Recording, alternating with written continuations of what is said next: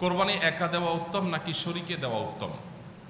কোরবানি অবশ্যই ভাগে না দিয়ে একাকী দেওয়া উত্তম, এতে কোনো সন্দেহ নাই।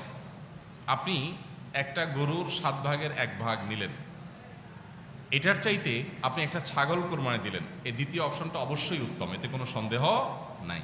কারণ আপনি যখন শরীকে কোরবানি দিলেন তখন সেখানে অনেক শরীক, তাদের কার উপার্জন হালাল, কার উপার্জন হারাম, কার মিশ্র উপার্জন, কার নিয়ত গোশত খাওয়া, নানান রকমের ঝামেলা সেখানে থাকে। আর আপনি যখন একা একা দিলেন তখন সেই ঝামেলাটা আর থাকে না। তো এই জন্য একাকী কোরবানি দিলে সেটা অধিকতর উত্তম হয়। আমরা সাধারণত গরু কোরবানি না দিলে আমাদের দিলটা শান্তি হয় না। এই দিলটা শান্তি হয় না কি আল্লাহর জন্য, আল্লাহর রাস্তা বেশি টাকা খরচ করার নিয়তে?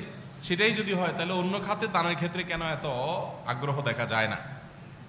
তো এই জন্য আসলে আমাদের নিয়তটাকে পরিশুদ্ধ করা দরকার যে আমরা কেন কোরবানি দিচ্ছি। অতএব কোরবানি আপনি একা একা দিতে পারলে সেটা উত্তম। হ্যাঁ, শরীকে